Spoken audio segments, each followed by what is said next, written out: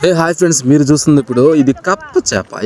చూస్తారు ఎలా ఉబ్బిపోతుందో. అలా తట్టేసారు అనుకోండి, గ్యాప్ లేకుండా నాన్ స్టాప్గా ఏదన్నా కర్ర తీసుకొని చేత్తోనో అలా తట్టేస్తే అలా అయితే ఉబ్బిపోద్ది బెలూన్ లాగా.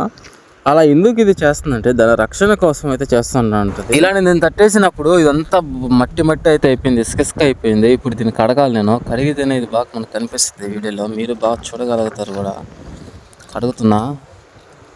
నీళ్ళు అట్లా కడిగేటప్పుడు ఏడ వెళ్ళిపోద్దని ఒక చిన్న భయం వేసేది, ఎందుకంటే మళ్ళీ దాన్ని పట్టుకోవాలంటే కష్టం. ఇప్పుడు చూడండి ఎంత క్లియర్గా కనిపిస్తుందో. దీని చుట్టూరు చూసారా ఎట్లాగా ఉన్నాయి ముళ్ళులు. ఇది లవ్ షేప్ అయితే ఉంది. నాకు చూడంగానే ఇది ఒక చిన్న బెలూన్, ఎల్లో కలర్ బెలూన్లు అయితే కనిపించింది. ఈ చేప చిన్న చిన్న రీకులు వేసుకొని స్మెల్ చేస్తుంది, తినేద్దాం అనుకుంటున్నాం. నాకు దొరికింది ఇది ఉడతపుల్ల. ఈ ఉడతపుల్లతో ఇది మనుషుని అయితే కరుస్తుంది పట్టుకుంటే. చాలా జాగ్రత్తగా పట్టాలి చేపని. తాగు కూడా చూసారా ఎంత షార్ట్ అయిపోయిందో ఇది బెలూన్ లాగా అవ్వగానే. ఇది నాకు ఇదిగో చూసారా, నేను ఒకటి చెప్పడం మర్చిపోయి మీకు. నేను దానికి దవడలు చూసే ఎలా ఉన్నాయో, చిన్న చిన్న దవడలు. మనం మామూలు చేపకున్నట్టయితే లేవు, మామూలుగా నార్మల్గా ఉన్నాయి.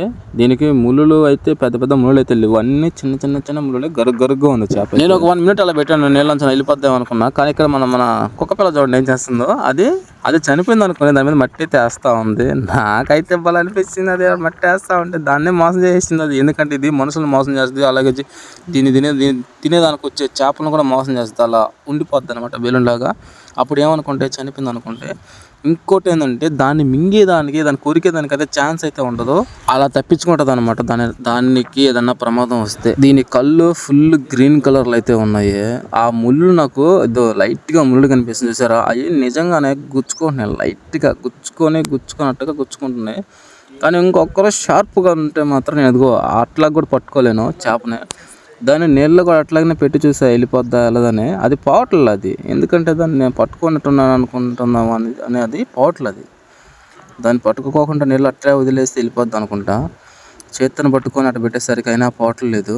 కొన్ని చేపలు అయితే వెళ్ళిపోతాయి అట్లా పెట్టుకున్నప్పుడు. దాని రీకులు అలా పైకి లేసేసరికి దానికి చెవుల్లాగా ఉన్నాయి, కుక్కపిల్ల చెవులు ఉంటున్నాయి చూడండి. ఆ చూడండి ఎలా చూస్తుందో. కానీ అది అసలు కదలను కూడా కదలట్లా. ఆ షేప్కి వచ్చినప్పుడు అయితే కదలట్లేదు, మెదలట్లేదు. పైన ఈపు మీద కూడా దానికి గరుగ్గా ఉంది. పొల్లు అయితే గట్టిగా బిగబెట్టేసి గట్టిగా పట్టుకోండి పొల్లుతో.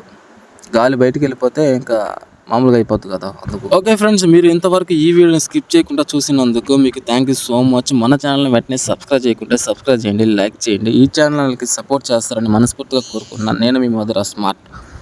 Bye friends.